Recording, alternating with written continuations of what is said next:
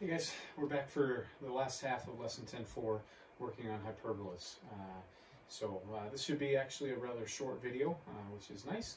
We just have one objective still to look at, and that is how we classify conic sections based on their general forms. We ought to be able to, if it's a conic section, be able to look at the general form of the equation of a conic and determine whether it's a parabola, hyperbola, or ellipse, or circle. Anyways, let's get after it. We've got a bell ringer to do as just another opportunity to practice working with a hyperbola. Once again, we do know that this is a hyperbola based on it being given to us in standard form, where we have a difference in our x's squared, or x minus 1 in this case, quantity squared over 4 minus y plus 2 quantity squared over 1 equals 1. And as is the case with a lot of these problems, you're asked to identify pretty much everything and to graph. Okay, so first off, one of our first thoughts should be, do I have a horizontal or a vertical transverse axis? Okay, and we know that based on our very first fraction. Since our very first fraction involves x, we know that we have a horizontal transverse axis. I'm going to go ahead and switch over to my whiteboard. So we have horizontal transverse axis in this problem. Okay, so once again, what does that mean? That means that our center, that our vertices and our foci all are horizontal with one another. Okay, so from that, then we can also, from our equation, we can also determine our center.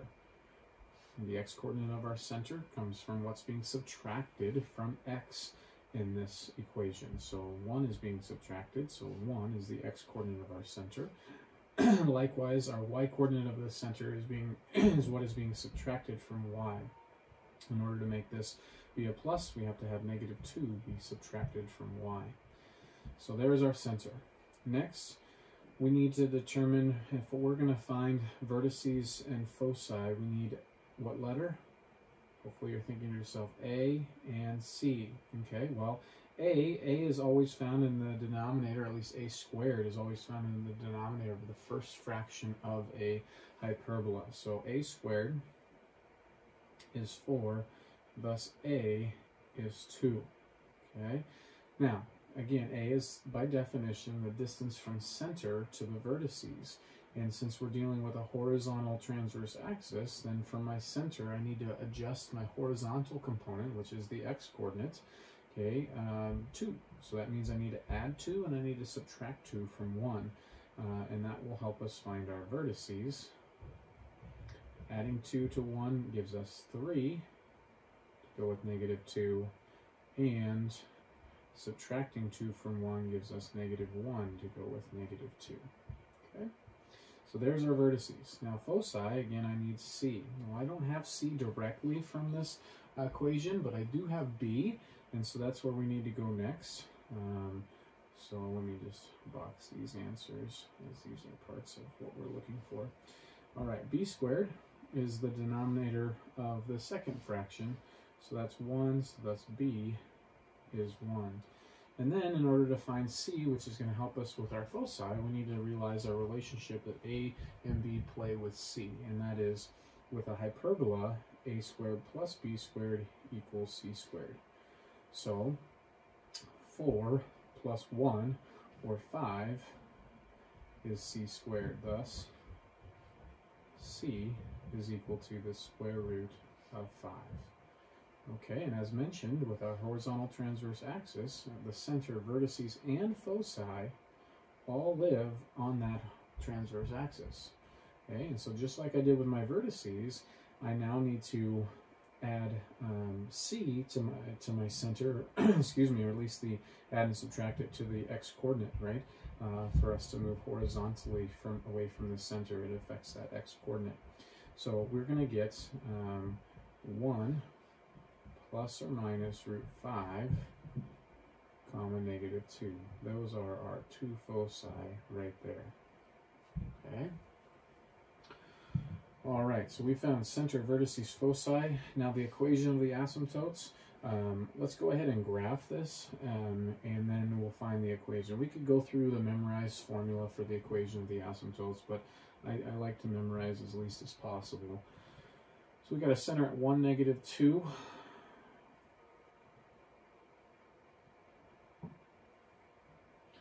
One, -2. There's my center.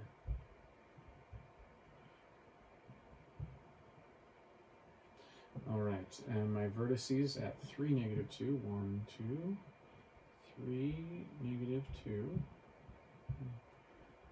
And at -1, -2.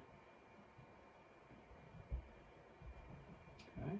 Foci are at 1 plus or minus √5. Well, √5 is not that far above √4, which is 2, so it's just a little bit beyond 2.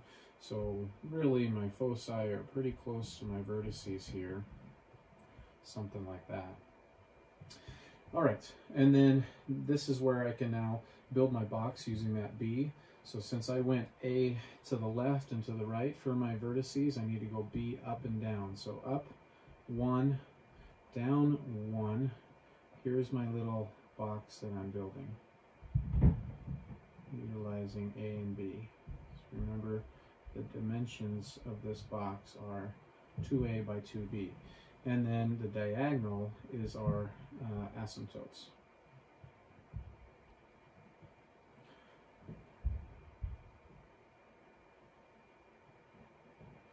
So there's my asymptotes, and here then would be my hyperbola. Again, it passes through the vertex. There's asymptotic over here.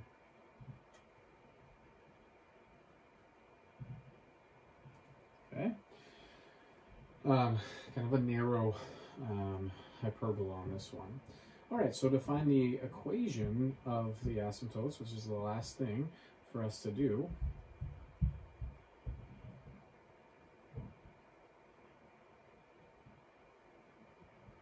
keep in mind we need a point and we need a slope. Well, our point is that center, 1, -2, and our slope, let's see here, my slope on this one is I rise 1 and I run 2, right? So, I mean, just visually you can see that I'm rising 1, running 2. So that's our, B over A in this situation when we have a horizontal transverse axis. Okay, so my slope is 1/2.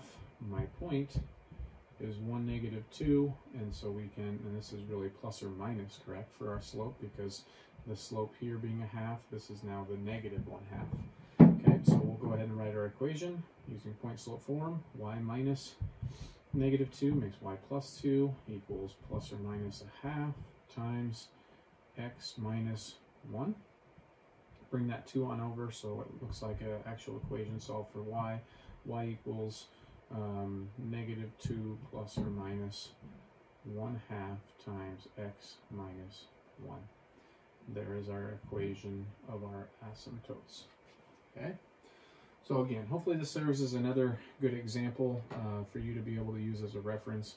I like doing this, especially on these videos, so that you have more and more opportunities to see practice problems being worked out. Okay, so let's get to our new material, which again is not a lot in this lesson. We really just have one objective to hit, and that is to be able to classify conics from their general equations. So at this point in our chapter, we're going to kind of pause from, or kind of transition away from looking at conic sections, where we've spent our time really studying the main conic sections in this chapter with parabolas, ellipses, and hyperbolas.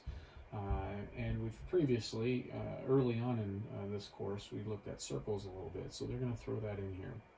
So those being 4 basic conics, how can I classify them from their general equations? Well, this is how we do it. So keep in mind what the general equation of any conic section is. It's anything that can be graphed in the form or put in the form of ax squared plus cy squared plus dx plus ey plus f equals 0. And some of you might be sitting here going, okay, Mr. Green, they don't know their alphabet. They skip B.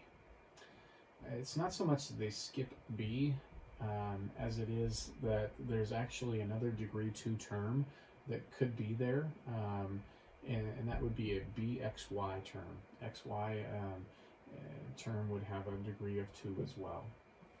Okay, and we're not dealing with that with these basic conics. Okay, so if we're dealing with an equation that's in that general form, then we're going to be dealing with really one of the four following things: a circle, a parabola, an ellipse, or hyperbola. And how we can tell if it's a circle is if A equals C. Now this, think with me here for a second. If A equals C, I want you to help understand why this is and let it be less of a memorization. If A equals C, remember when we were looking at the standard form of an ellipse and we said, oh wow, I can see how an ellipse turns into a circle. If I was to do the completing the square part here on that general equation, that ax squared and that cy squared, at some point I'm going to factor A out and factor C out before doing the completing the square. And that's going to cause, when I've done the completing the square and I've factored my perfect square trinomial down to a binomial squared, it's going to cause us to still have A and C hanging outside of those factors. And then I'm going to get this, the whole equation equal to some number, and I'm going to divide by that number in order to get it equal to 1, kind of in the form of the standard form of an ellipse. You see, if it's a circle, remember that those coefficients, those things on the x minus h quantity squared and on the y minus k quantity squared have to be the same thing. And we saw that occur of how an ellipse can kind of turn into a circle. So to me, it's not shocking.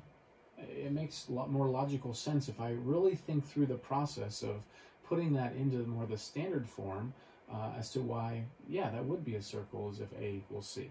Okay? Because that would cause those denominators, A squared and B squared, to be the same thing. Okay? So if they're the same, that's a circle. A parabola, well, it says if A times C equals 0. Well, let's just dive into that a little bit further. If A times C equals 0, the zero product property says then that means either A is 0 or C is 0. Now, it can't be both, and this makes sense. Think about the standard form of a parabola.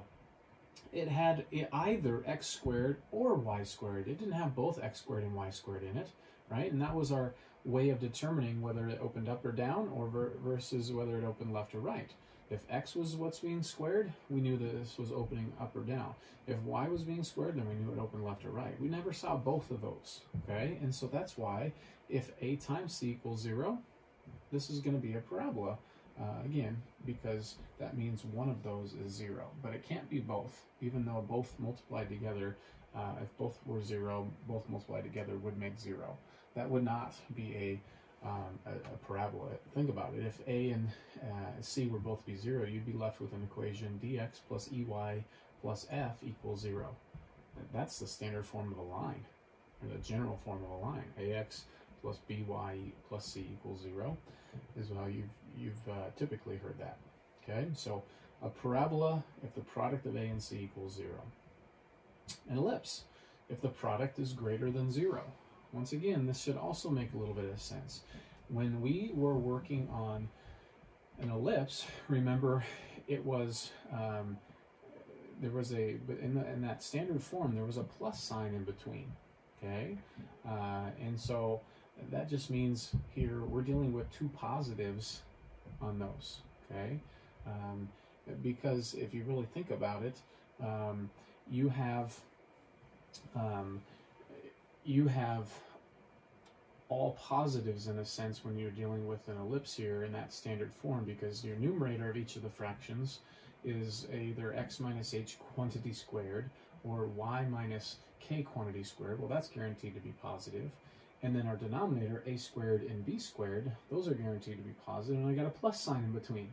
So we're dealing with all positives, two positive expressions adding to make 1 there. So to me, it's not shocking to see that the product A and C multiplied together needs to be positive in order for them to be an ellipse. Okay, now I'm not saying, as they say there in pink, I'm not saying that A and C each have to be positive, but the product does have to be positive. Okay, they have to have like signs, in other words. For a hyperbola, we need to have unlike signs. And again, this shouldn't really shock you if you think about the connection, that the fact that those two fractions in the standard form have a subtraction between them. And so that's what is causing this to occur, where we have these differing signs on A and C. Okay, so if the product of A and C is less than 0, then we have a hyperbola. All right. Now, they do say here, it's an important point on the bottom, this test that we just discussed is valid if the graph is a conic. So it has to be one of those four for this to work. It says it doesn't apply to an equation such as x squared plus y squared equals -1. That right there is really close to being the general form of a circle. You could say that's a circle centered at the origin with a radius of the square root of -1, or I. So think about what that is. We've got a circle centered at the origin with an imaginary unit radius. I don't exactly know what that is, but it's not a conic. A conic section is something that we can physically see and deal with real numbers. Okay. So here's just one example to, I think, and this will be suffice to make sure you're understanding this.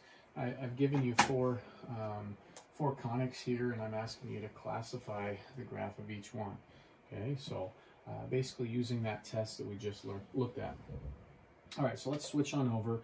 That test dealt entirely with A and C. So those were the coefficients on x squared and y squared respectively. So in part A, what do I know big A to be?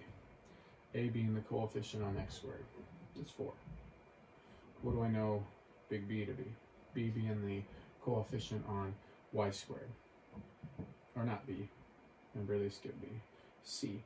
What is the coefficient on y squared? I don't see y squared. So that would be 0. Okay, so in this situation, if I don't see y squared, I mean, there's that logical thought without even needing to necessarily do the test to see, wait, A times C equals 0. So this is a parabola. Okay, A times C equals 0, which is a parabola. All right, and again, I only have one of those quantities squared, which should make us think that anyways. All right, so let's take a look at this next one. What do I know about A? Coefficient on x squared is 4. What do I know about C? Coefficient on y squared, -1. Look at A times C here.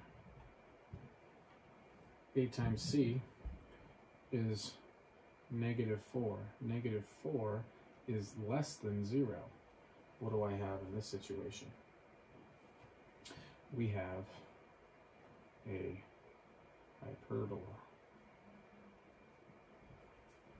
Okay, a hyperbola. And again, thinking back to that standard form, there's a difference of those two fractions. And so that's why the negative makes me think hyperbola. Okay. C. With C, what's A? Coefficient on x squared, 2. What's C? Coefficient on y squared, 4. So what's A times C? It's 8. 8 is greater than 0. And so this makes me think ellipse. Okay. Now, on this next one, there's another connection that we can make on this next one. What's A? 2. What's C? Also 2. So somebody might say, well, Mr. Breen, well then A times C equals 4. 4 is greater than 0, so this is a ellipse. Ooh, kind of. But also notice A equals C. Well, isn't a ellipse essentially also, or let me say it this way, isn't a circle also essentially an ellipse? It is, right? It is that circle when the little a and the little b are equal to each other, that ellipse turns into a circle. So the better answer is to say here it's a circle, okay? That's the better classification. It'd be like saying, you know, somebody drives a car, when really they drive a more specific type of a car. You can, in a sense, call this, yes, an ellipse, but the better name is to call it a circle. And in technical definition, I suppose it's not an ellipse, because if you remember, in technical definition of an ellipse, we were told that A had to be greater than B. And so that's why circle is the only appropriate answer here. Okay. All right. So hopefully that helps you understand why these are the way that they are, and I hope that I was able to look into a little bit of kind of that deeper understanding as to why that worked out, so that it's not as much memorizing. You can see the connection from the general form to the standard form, and through that completing the square process of how this would all work out. Okay, so anyways, hopefully that helps. That's really all I have for you today. It's a really short lesson. I do have, double check that I didn't make a mistake, excuse me, here. So A, they said, was a parabola, yay. B, a hyperbola. C, an ellipse. And D, a circle. Okay, so we did that well. Let's close with one more practice problem with hyperbolas. Even though this was not in this lesson, the second half of the lesson, this was in the first half of the lesson, and this is really similar to what we did in our bell ringer. Here's, for those that need it, obviously you have control of your computer or device that you're watching this video on, and if you need this help, then it's here for you. If you don't, you've kind of done your own self-assessment, and you know that you're tracking here well, then you probably don't, and you can conclude your video right here. But anyways, let's take a look at this together. It's just exactly like our bell ringer, just a different hyperbola has been given. Okay, and this is a little unique because as you'll look at this and notice, we have a vertical transverse axis, and that should be the first thing that you recognize about this hyperbola. And we haven't done a ton of those. We've done more horizontal transverse axes or axes problems. So let's take a look at this together. Same directions, so we know where we're going. Okay, so again, first thought, vertical transverse axis. Okay, all right, so let's find that center. Center, H and K are the coordinates, and those are what are being subtracted from X and Y respectively. So what's being subtracted from X before squaring? 0. What's being subtracted from Y before squaring? Nothing. So there's our center. It's centered at the origin. Okay, vertices. Vertices deal with A. So A is found in that denominator of the first fraction, always with a hyperbola. It's not always the greater one, so A squared in this case is 25. Thus A is 5. Well, right off the bat, if I know A is 5, I know we're dealing with a vertical transverse axis, then that means 5 is what's going to be added to this center, but added to the Y coordinates so that I move up and down. Okay, so then my vertices are 0, 5, and 0, -5. Those are our vertices. Okay, next they want us to find foci. Again, foci deal with C. I don't have immediate access to C, but I do have immediate access to B, or B squared. B squared is the denominator of the second fraction, always with a hyperbola. So we know B squared is 81. So B is 9. Okay, and then if I know A squared and B squared, I can find C squared. C squared equals A squared plus B squared with a hyperbola. So I need to add these together, and I get, what, 106. So then C is equal to the square root of 106. And that is in its simplest radical form, because there are no factors other than 1, 2, 53, and 106, I believe. So we're not going to break that thing down anymore. So now that I have found C, though, I can find my foci.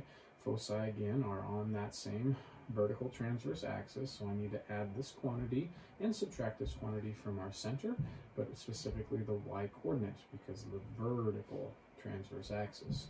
So foci are 0 plus or minus root 106.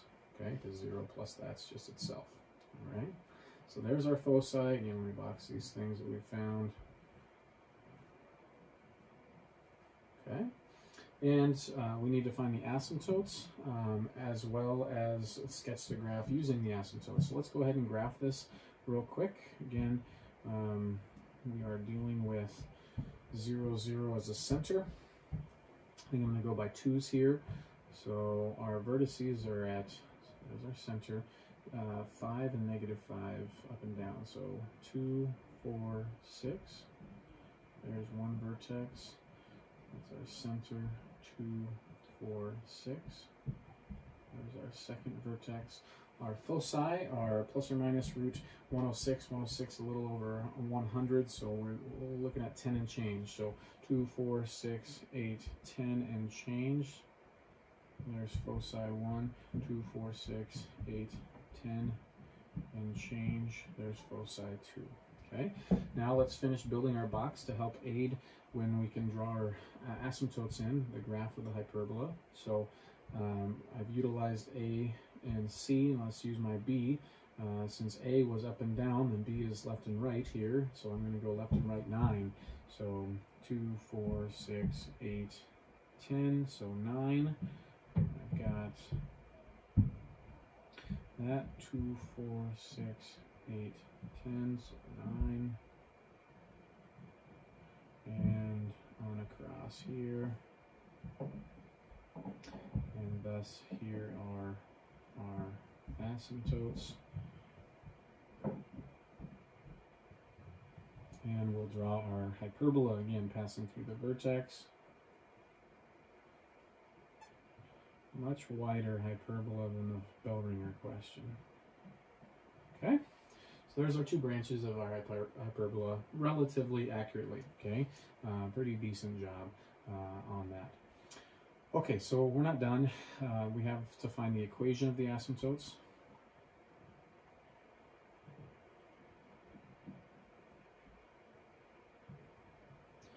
Okay, so the nice thing about this is this each of our asymptotes passes through the center, which is at the origin on this problem. And so in that case, there's my y-intercept. So I can go ahead and say, just use slope-intercept form. So what's our slope?